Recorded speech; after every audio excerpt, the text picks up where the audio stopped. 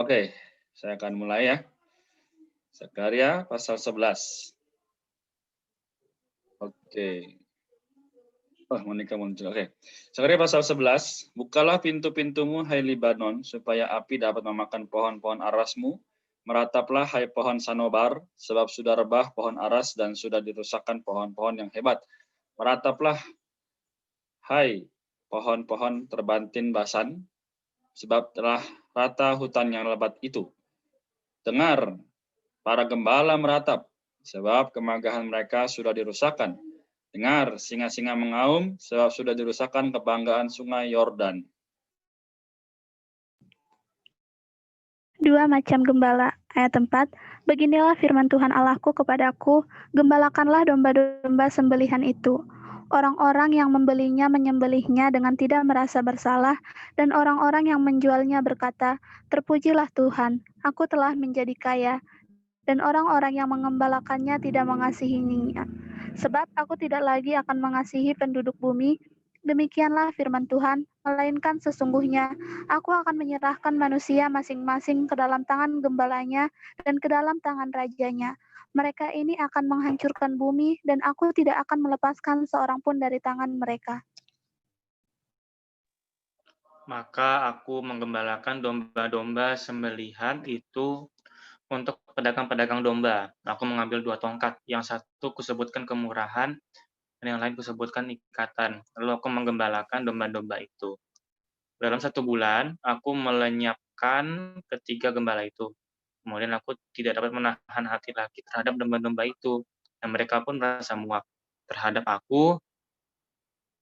Lalu aku berkata, aku tidak mau lagi menggembalakan kamu. Yang hendak mati, biarlah mati. Yang hendak lenyap, biarlah lenyap. Dan yang tinggal itu, biarlah masing-masing memakan daging teman. Aku mengambil tongkatku kemurahan lalu mematahkannya untuk membatalkan perjanjian yang telah kuikat dengan segala bangsa.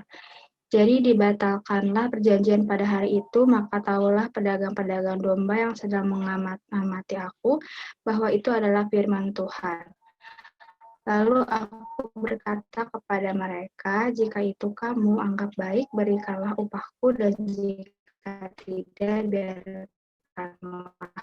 Maka mereka membayar upahku dengan menimbang 30 perak. Amin. Ayat 13. Tetapi berfirmanlah Tuhan kepadaku, serahkanlah itu kepada penuang logam, nilai tinggi yang ditaksir mereka bagiku. Lalu aku mengambil ke-30 uang perak itu dan menyerahkannya kepada penuang logam di rumah Tuhan. Kemudian aku mematahkan tongkat yang kedua, yaitu ikatan, untuk meniadakan persaudaraan antara Yehuda dan Israel. Sesudah itu berfirmanlah Tuhan kepadaku, ambillah sekali lagi perkakas seorang gembala yang pandir. Ya. Ayat 16. Sebab sesungguhnya aku akan membangkitkan di negeri ini seorang gembala yang tidak mengindahkan yang lenyap, yang tidak mencari yang hilang, yang tidak menyembuhkan yang luka, yang tidak memelihara yang sehat, melainkan memakan daging dari yang gemuk dan mencabut kuku mereka. Celakalah gembalaku yang pandir, yang meninggalkan domba-domba. Biarlah pedang menimpa lengannya dan menimpa mata kanannya. Biarlah lengannya kering sekering-keringnya dan mata kanannya menjadi pudar sepudar-pudarnya. 12 ayat 1. Ucapan ilahi firman Tuhan tentang Israel. Demikianlah firman Tuhan yang membentangkan langit dan yang menatakan dasar bumi dan yang menciptakan roh dalam diri manusia. Amin. Sesungguhnya aku membuat Yerusalem menjadi pasu yang menyebabkan segala bangsa di sekeliling menjadi pening. Juga Yehuda akan mengalami kesusahan ketika Yerusalem dikepung. Maka pada waktu itu, aku akan membuat Yerusalem menjadi batu untuk diangkat bagi segala bangsa. Siapa yang mengangkatnya pastilah mendapat luka parah. Segala bangsa di bumi akan berkumpul melawannya. Amin. Lanjut.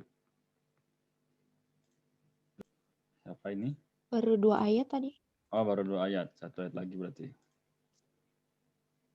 Atau sinyal ya. Oh ya. Ayat 4. Pada waktu itu demikianlah firman Tuhan. Aku akan membuat segala kuda menjadi bingung. Penunggangnya menjadi gila. Atas kaum Yehuda aku akan membuka mataku. Tapi segala kuda bangsa akan kubuat menjadi buta. Sesudah itu kaum-kaum di Yehuda akan berkata dalam hatinya, penduduk Yerusalem mempunyai kekuatan oleh karena Tuhan semesta alam, Allah mereka. Ayat 6. Pada waktu itu aku akan membuat kaum-kaum di Yehuda seperti anglo berapi di tengah-tengah timbunan kayu dan seperti suluh berapi di tengah-tengah timbunan bulir gandum. Api keduanya akan menjilat ke kanan dan ke kiri segala bangsa di sekeliling. Tapi Yerusalem selanjutnya akan tetap tinggal di tempatnya yang dahulu. Ayat 7, Tuhan akan pertama-tama memberi kemenangan kepada kemah-kemah Yehuda, supaya keluarga Daud dan penduduk Yerusalem jangan terlalu bermegah-megah terhadap Yehuda. Pada waktu itu Tuhan akan melindungi penduduk Yerusalem, dan orang yang tersandung di antara mereka pada waktu itu akan menjadi seperti Daud, dan keluarga Daud akan menjadi seperti Allah, seperti malaikat Tuhan yang mengepalai mereka. Maka pada waktu itu aku berikhtiar untuk memunahkan segala bangsa yang menyerang Yerusalem. Amin. Maksius. Pasal 12 ayat 10. Alvin, sorry. Alvin ada? Ya, ada. Ya. Dia habis ngumpulin tugas sebentar. Ayat berapa? Ayat 10. Ayat 10, ya udah. Aku akan mencurahkan roh pengasihan dan roh permohonan atas keluarga Daud dan atas penduduk Yerusalem, dan mereka akan memandang kepada dia yang telah mereka tikam, dan akan meratapi dia seperti orang meratapi anak tunggal, dan akan menangisi dia dengan pedih seperti orang menangisi anak sulung. Pada waktu itu, ratapan Yerusalem akan sama besarnya dengan ratapan atas Hadad Rimon di lembah Megido. Negeri itu akan meratap seperti kaum keluarga tersendiri, kaum keluarga keturunan Daud tersendiri dan istri mereka tersendiri, kaum keluarga keturunan Nathan tersendiri dan istri mereka tersendiri. Amin. Kaum keluarga keturunan Lewi tersendiri dan istri mereka tersendiri, kaum keluarga Simeon tersendiri dan istri tersendiri. Juga kaum keluarga yang masih tinggal, setiap kaum keluarga tersendiri dan istri mereka tersendiri. Pada waktu itu akan terbuka suatu sumber bagi keluarga Daud dan bagi penduduk Yerusalem untuk membasuh dosa dan kecemaran. Amin. Di Kaiko atau Andre duluan ini.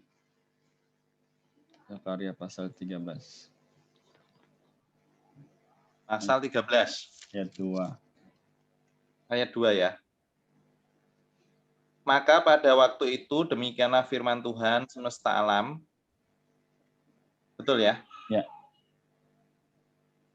Aku akan melenyapkan nama-nama berhala dari negeri itu sehingga orang tidak menyebutnya lagi. Juga para nabi dan roh najis akan kusingkirkan dari negeri itu. Dan apabila seseorang masih tampil sebagai nabi, maka ayahnya dan ibunya yang telah memperanakkan dia akan berkata kepadanya, janganlah engkau hidup lagi, sebab yang kau katakan demi nama Tuhan itu adalah dusta. Lalu ayahnya dan ibunya yang telah memperanakkan dia akan menikam dia pada waktu ia bernubuat. Pada waktu itu para nabi masing-masing akan mendapat malu oleh karena penglihatan sebagai nabi. Dan tidak ada lagi dari mereka yang mengenakan jubah berbulu untuk berbohong. Amin. Silakan Andre. Ayat 5, tetapi masing-masing akan berkata, aku ini bukan seorang nabi, melainkan seorang pengusaha tanah, sebab tanah adalah harta kepunyaanku sejak kecil. Dan apabila ada orang bertanya kepadanya, bekas luka apakah yang ada pada badanmu ini? Lalu ia akan menjawab, itulah luka yang kudapat di rumah sahabat-sahabatku. Pedang menimpa umat baru. Ayat yang ketujuh, hai pedang, bangkitlah terhadap gembalaku, terhadap orang yang paling karib kepadaku. Demikianlah firman Tuhan semesta alam. Bunuhlah gembala sehingga domba-domba tercerai-berai. Aku akan mengenakan tanganku terhadap yang lemah. Amin. Baik, ayat 8. Maka di seluruh negeri demikianlah firman Tuhan, 2/3 daripadanya akan dilenyapkan, mati, binasa, tapi 1/3 daripadanya akan tinggal hidup. Aku akan menaruh yang 1/3 itu dalam api dan akan memurnikan mereka seperti orang memurnikan perak. Aku akan menguji mereka seperti orang menguji emas. Mereka akan memanggil namaku dan aku akan menjawab mereka. Aku akan berkata, mereka adalah umatku. Dan mereka akan menjawab, Tuhan adalah Allahku. Kemudian, pasal 14 ayat 1. Sesungguhnya akan datang hari yang dilenyapkan Tuhan. Maka jarahan yang dirampas daripadamu akan dibagi-bagi di tengah-tengahmu.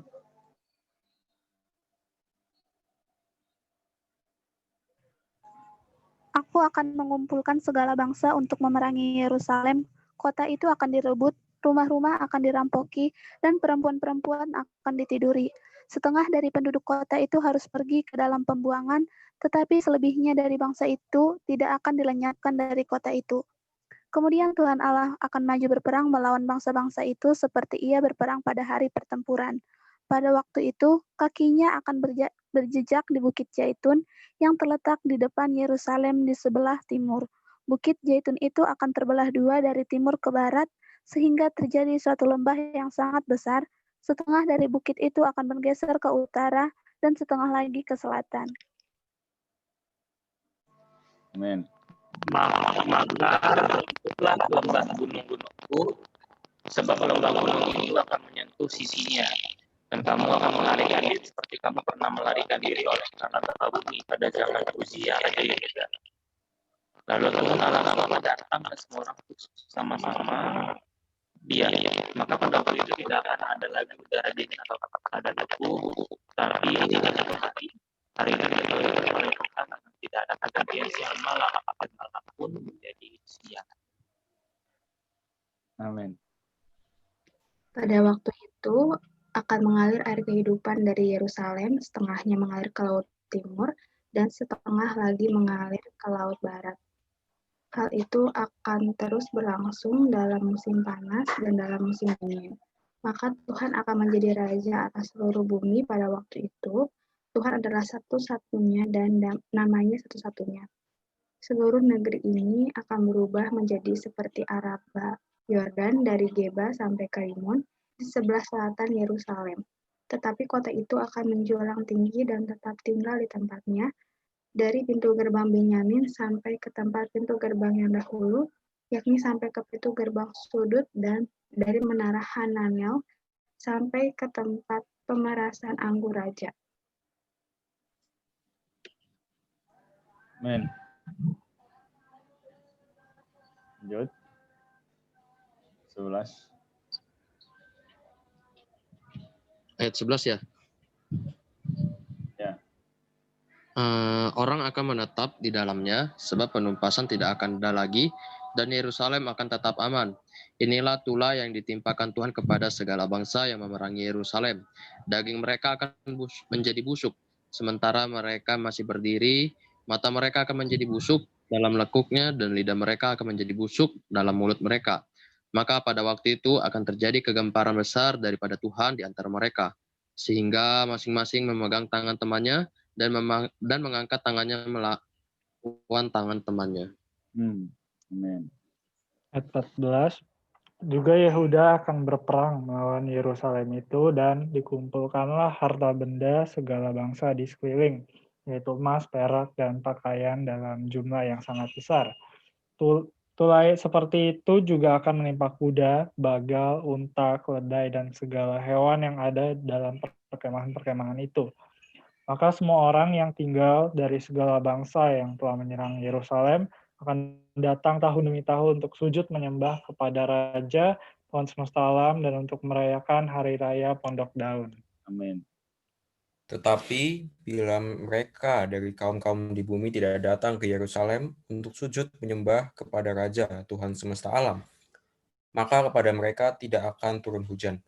Dan jika kaum Mesir tidak datang dan tidak masuk menghadap, maka kepada mereka akan turun tulah yang ditimpakan Tuhan kepada bangsa-bangsa yang tidak datang untuk merayakan Hari Raya Pondok Daun. Itulah hukuman dosa Mesir dan hukuman dosa segala bangsa yang tidak datang untuk merayakan Hari Raya Pondok Daun. Ayat 19. Itulah hukuman dosa Mesir dan hukuman dosa segala bangsa yang tidak datang untuk merayakan Hari Raya Pondok Daun. Pada waktu itu akan tertulis pada kerencingan-kerencingan kuda bagi Tuhan dan kuali-kuali kudus bagi Tuhan. Dan kuali-kuali di rumah Tuhan akan seperti bokor-bokor penyiraman di depan mezbah. Maka segala kuali di Yerusalem dan di Yehuda akan menjadi kudus bagi Tuhan semesta alam. Semua orang yang mempersembahkan korban akan datang mengambilnya dan memasak di dalamnya. Dan tidak akan ada lagi pedagang di rumah Tuhan semesta alam pada waktu itu. Amin. Puji Tuhan. Zakaria selesai ya. Kita lanjut dulu ke kitab Wahyu. Wahyu pasal yang ke-21.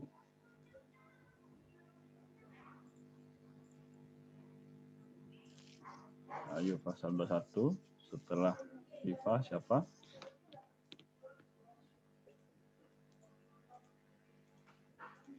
Oke, Monica ya. Wahyu pasal 21 ayat 1. Iya. Langit yang baru dan bumi yang baru. Lalu aku melihat langit yang baru dan bumi baru. Sebab langit yang pertama dan bumi yang pertama telah berlalu, dan laut tidak lagi.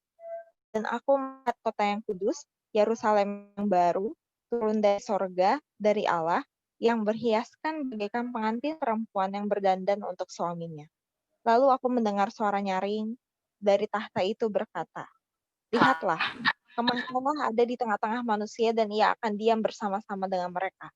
Mereka akan menjadi umatnya dan ia akan menjadi Allah mereka."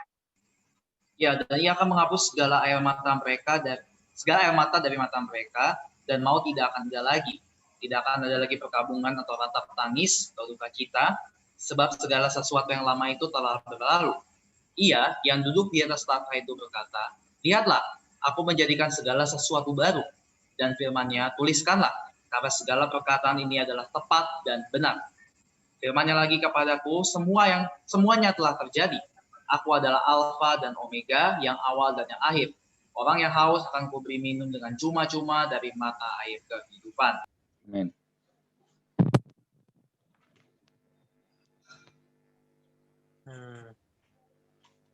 Ayat 7.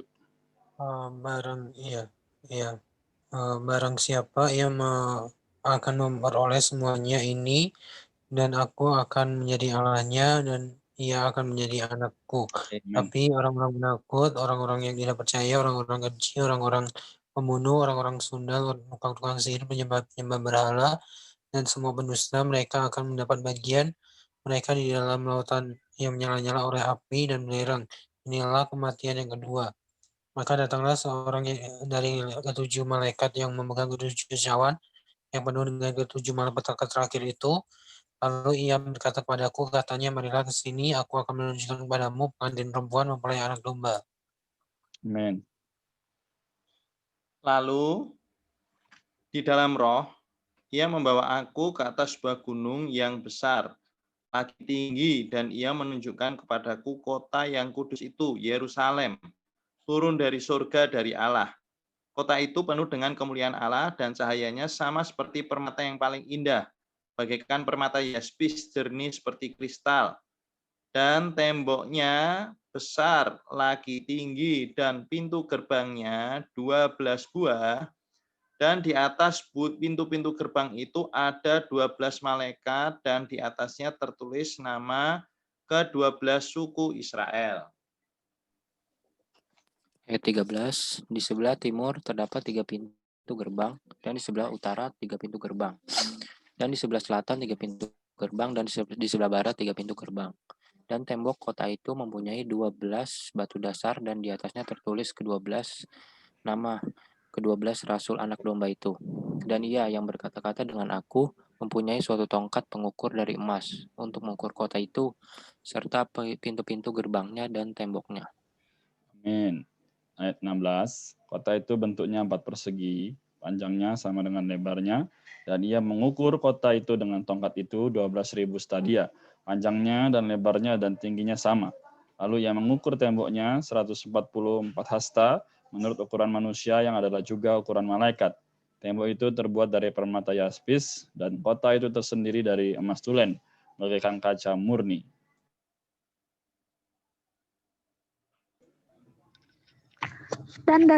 Dan dasar-dasar tembok kota itu dihiasi dengan segala jenis permata. Dasar yang pertama batu yaspis, dasar yang kedua batu nilam, dasar yang ketiga batu mirah, dasar yang keempat batu jamrud, dasar yang kelima batu unam, dasar yang keenam batu sardis, dasar yang ketujuh batu ratna cempaka, yang kedelapan batu beril, yang kesembilan batu krisolit, yang kesepuluh batu krisoparas, yang ke-11 batu lajuardi, dan yang ke-12 batu kecubung.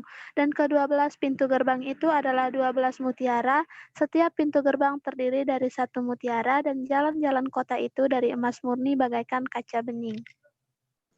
Amin. Dan aku tidak melihat bait suci di dalamnya, sebab Allah, Tuhan yang Maha Kuasa adalah bait sucinya dan juga anak domba itu. Dan kota itu tidak memerlukan matahari dan bulan untuk menyinarinya, sebab kemuliaan Allah meneranginya dan anak domba itu adalah lampunya. Dan bangsa-bangsa akan berjalan di dalam cahayanya, dan raja-raja di bumi membawa kekayaan mereka kepadanya. Dan pintu-pintu gerbangnya tidak akan ditutup pada siang hari, sebab malam tidak akan ada lagi di sana. Dan kekayaan dan hormat bangsa-bangsa akan dibawa kepadanya. Tetapi tidak akan masuk ke dalamnya sesuatu yang najis, atau orang yang melakukan kekejian atau dusta, tetapi hanya mereka yang namanya tertulis di dalam kitab kehidupan anak domba itu. Amin. Amin. Teman-teman, saya lihat di kitab Wahyu ini saya terberkati. Mungkin nanti ada yang mau sharing duluan, enggak apa. Nanti saya menyusul. Ya, saya ini ya bantu menghubungkan dengan yang kemarin ya. Kemarin kita sudah belajar tentang kerajaan 1000 tahun, itu pasal 20 ya. Nah, kemudian hari ini pasal 21 itu adalah tentang Yerusalem baru. Yerusalem baru ini dibahas di 2 pasal ya, yaitu pasal 20 dan pasal 21 ya. Di pasal yang ke-21 ini ada satu karakteristik ya dari Yerusalem baru ini, bahwa dia ada di langit baru dan bumi baru. Nah, Yerusalem baru ini sebenarnya bukan kota fisik ya. Kita jangan membayangkan itu seperti sebuah kota yang fisik, nanti jalannya dari emas. Nah, kenapa demikian? Karena tadi kita membaca ya, yang pertama adalah kitab Wahyu sendiri ini adalah kitab lambang ya. Jadi segala sesuatu yang ada di dalam kitab Wahyu itu adalah ada makna rohaninya. Tadi kita membaca bahwa kota kudus di ayat yang kedua ya, kota kudus Yerusalem baru ya, itu dikatakan apa? Turun dari surga, dari Allah yang berhiaskan bagaikan pengantin perempuan yang berdandan untuk suaminya. Ini luar biasa sekali ya. Jadi kota kudus ini adalah seperti mempelai perempuan ya, yang berdandan untuk suaminya. Nah, ini sebenarnya sangat paralel dengan pewahyuan Alkitab yang mewahyukan bahwa di dalam Alkitab Allah itu diwahyukan sebagai suami umat Allah dan kita adalah mempelai perempuannya. Ya, kitab Efesus mengatakan rahasia ini besar, yang aku maksudkan adalah Kristus dan jemaat ya. Jadi Kristus adalah mempelai laki-laki itu, kita jemaatnya adalah mempelai perempuan. Nah, tadi juga di ayat yang ke-9 ditegaskan lagi. Dikatakan, marilah ke sini, aku akan menunjukkan kepadamu pengantin perempuan mempelai anak domba. Nah, setelah malaikat itu mengatakan demikian kepada Yohanes, dia dikatakan apa? Lalu di dalam roh, ia membawa aku ke atas sebuah gunung yang besar lagi tinggi dan menunjukkan kepadaku kota yang kudus itu. Jadi kota yang kudus itu sekali lagi ditegaskan dia adalah apa? Pengantin perempuan, mempelai anak domba. Jadi ini adalah sebuah perlambangan rohani. Ya, sekali lagi ini bukan kota yang fisik, itu adalah suatu hal yang betul-betul luar biasa sekali ya. Sampai Alkitab sebenarnya kekurangan kata-kata untuk melukiskan, ya, dia menggunakan sebuah lambang, ya, itu adalah mempelai perempuan, ya, atau dikatakan di sini adalah mempelai anak domba. Nah, ini saya ada bagan ya, tapi bagan ini adalah bagan pembagian zaman yang kemarin sempat Kak Eko bagikan ya. Nah, ini hubungan antara kerajaan 1000 tahun dengan Yerusalem baru. Ya. Jadi di dalam Alkitab ya itu sebenarnya terdiri dari 4 zaman ya. Yang ujung ini sebelum dunia dijadikan dan Yerusalem baru ini adalah di dalam kekekalan ya.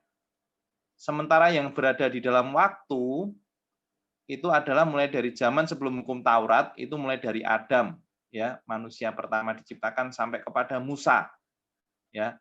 Ketika Musa datang, hukum Taurat juga datang karena hukum Taurat diberikan Tuhan kepada umat Israel melalui Musa. Nah, hukum Taurat ini berakhir pada zaman kelahiran Tuhan Yesus. Ya. Ketika Tuhan datang di di Yohanes itu ya. Ketika Tuhan datang, kasih karunia itu juga datang. Ya, karena Tuhan itu sebenarnya perwujudan kasih karunia Allah bagi kita manusia. Karena itu di dalam 1 Yohanes ada satu perkataan di ayat yang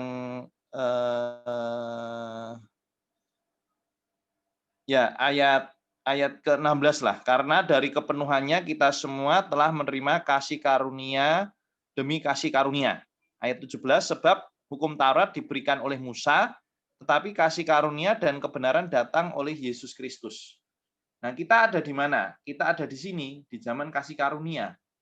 Ya, di mana hari ini ya setiap hari ya kita menikmati kasih karunia Tuhan di dalam kehidupan kita. Nah, kasih karunia Tuhan ini ada tujuannya. Tujuannya apa? Sebenarnya tujuannya itu adalah mempersiapkan kita ini ya. Satu, berbagian di dalam kerajaannya. Ya, memerintah bersama dengan Tuhan sebagai raja. Dan juga yang kedua, kita bertumbuh dewasa di dalam Kristus dipersiapkan sebagai mempelai perempuannya. Ya. Kalau namanya mempelai itu kan artinya dia sudah dewasa, tidak mungkin Tuhan itu menikah dengan anak-anak. Artinya apa? Aplikasinya apa? Hari ini kita perlu mengalami yang namanya proses pertumbuhan rohani atau pertumbuhan hayat di dalam kita menjadi dewasa. Ya, kita tidak puas menjadi anak-anak secara rohani. Ya. Nah, zaman kerajaan itu seperti yang Kak Eko sampaikan kemarin, ini adalah sebuah pahala. Pahala bagi kita yang di zaman kasih karunia ini hidup sesuai dengan standar Allah. Ya, standar Allah itu apa? Ya, standar Allah adalah firman-Nya. Ya, kita sebagai orang Kristen, standar kehidupan kita adalah Alkitab. Ya. Tidak bisa dipungkiri pertumbuhan rohani di antara kita ini memang berbeda-beda. Ada yang karena sungguh-sungguh mengasihi Tuhan, ya maka dia bisa mencapai standar Allah. Ada yang karena ya banyak masih terikat ya dengan perkara-perkara dunia, tidak bisa melepaskan istilahnya tuh sesuatu yang menyenangkan diri kita ya, sehingga kita tidak bisa bertumbuh dengan normal. Ya. Nah, orang-orang yang bertumbuh dengan normal, yang dewasa rohani ya seperti Paulus, ya seperti Timotius ya. Nah, seperti ya kita melihatlah banyak teladan-teladan dalam Perjanjian Baru. Ya. Dia ada bagian di sini. Ya. Nah, sementara yang tidak ya ini ada di luar zaman kerajaan, kita masih akan mengalami proses pematangan di masa yang akan datang. Nah, tetapi siapa yang percaya dan dibaptis, mengaku Yesus sebagai Tuhan dan Juru Selamat, itu sudah dipastikan akan masuk ke Yerusalem baru, ya. Langit baru, bumi baru, Yerusalem baru bersama dengan Tuhan selama-lamanya. Nah, sekarang pilihannya adalah kita hari ini mau mengasihi Tuhan sungguh-sungguh dengan segenap hati, kita ada pahala. Kalau kuliah itu kayak kita dapat IP itu cum laude ya. Atau ya IP kita pas-pasan ya. Kalau kita bahkan tidak lulus ya, kita masih remedi ya. Remedi itu mengulang lagi. Ya, di zaman kerajaan ini kita mengulang di luar daripada zaman kerajaan yang mulia ini. Ya, ini adalah apa yang dilukiskan di dalam Wahyu pasal 20 dan 21 ya. Nah, ini sekali lagi untuk bisa memahami ini, wah ini perlu waktu panjang ya. Tapi setidaknya kita ada satu gambaran. Oh, hari ini aku ada di dalam zaman kasih karunia. Ya. Nah, aku ada pilihan mau berbagian dalam kerajaan atau tidak. Kalau mau berbagian ya aku harus hari ini sungguh-sungguh mengasihi Tuhan, melayani Tuhan, serius untuk menempuh kehidupan Kristiani kita, menjadikan firman Tuhan sebagai standar. Tapi kalau kita masih suam-suam kuku ya istilahnya ya, nah, tidak dingin, tidak panas, ya nanti Tuhan di dalam zaman kerajaan itu yang akan mendisiplin kita. Bagi kita yang lulus hari ini ya dapat pahala, meraja bersama-sama dengan Tuhan. Bagi yang belum lulus ya sudah, ngulangi lagi ya kan. Supaya apa? Nanti ketika masuk Yerusalem baru semua sudah dewasa, semua sudah matang. Tidak ada yang istilahnya masih duniawi istilahnya. Jadi nanti kalau masih duniawi di Yerusalem baru nggak betah nanti. Kalau di sini jarang-jarang baca Alkitab, wah di Yerusalem baru suruh baca firman Tuhan terus akhirnya nggak betah Tuhan, aku keluar aja deh, aku nggak betah ya. Nah, kalau hari ini kita tiap hari ada membaca firman, ya ada komunitas untuk melayani, kita terlibat, ya kan. Nah, nanti di Yerusalem baru ya sudah, itulah kita memuji Tuhan selamanya, menikmati firman-Nya, ya kan, bersekutu dengan Dia, melayani Dia, wah kita akan sukacita, ya. Nah itu mungkin teman-teman juga baru kali ini mendengar perkara ini karena ini memang jarang dibahas ya. Tapi ini sebuah mustika karena memang ya itulah di bagian akhir Alkitab. Kadang-kadang kita masuk kitab Wahyu aja sudah bingung duluan di awal-awal ya. Wah, ini apa nih banyak kita malah terfokus ke yang seram-seram itu. Wah, ada apa kala jengking, ada apa ya malah jadi nggak mengenal intinya. Nah, intinya di sini sebenarnya. Ya, Yerusalem baru. Amin. Puji Tuhan. Amin. Puji Tuhan. Mungkin kalau ada yang mau sharing di grup aja kali ya. Ya, sudah lewat, mohon maaf ya. Ini wah ini luar biasa nih kitab Wahyu kalau dibicarakan nggak habis-habis. Amin. Oke, kita terakhir ketemu besok untuk tahun ini ya. Pas tanggal 31 kita menyelesaikan Alkitab. Nah, nanti untuk selanjutnya ya kita akan tunggu pengumuman dari Kefas Pusat lah untuk program. Nah, kita akan mulai dari mana ya? Ataukah mulai lagi Kejadian sama Matius, ya, ataukah nanti ada arahan yang baru? Ya, jadi sementara besok pertemuan kita yang terakhir untuk tahun ini ya, tapi besoknya kita sudah masuk tahun baru 2021. Amin. Amin. Oke, mungkin kita tolong Alvin dalam doa, bisa? Ya, amin. Ya, kita satu dalam doa ya. Amin. Tuhan Yesus, sungguh terima kasih Tuhan oleh pembacaan kitab Tuhan Zakaria dan kitab Wahyu ini kami boleh mendapatkan terang. Kami menghadapi kitab Wahyu, Tuhan kami adalah mempelai perempuan-Mu, Tuhan kami perlu Tuhan. Tuhan untuk bersatu dengan gereja-Mu, bagaimana kami boleh mempersiapkan diri kami, Tuhan baik-baik di zaman ini, Tuhan supaya kami, Tuhan ketika Kau memanggil kami, Kau mendapati kami sudah dewasa. Tuhan Yesus, sungguh Tuhan, pembacaan kitab ini kiranya Tuhan boleh merahmati setiap dari kami, boleh ada hikmah, Tuhan boleh wahyu yang boleh didapatkan. Sudah apakah setiap kami juga memiliki tahun yang baru, Tuhan, ada suatu penghidupan rohani yang baru, Tuhan, sehingga dirimu yang boleh semakin dipermuliakan. Terima kasih Tuhan, amin. Amin. Amin. Terima kasih Alvin. Oke, mari kita ambil gambar. Setelah itu kita boleh berpamitan.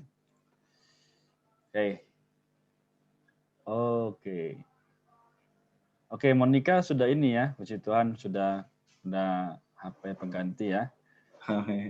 Oke. Ya. Bentar. Gelap sekali muka. Oke. Masih di luar kota ini, Joshua.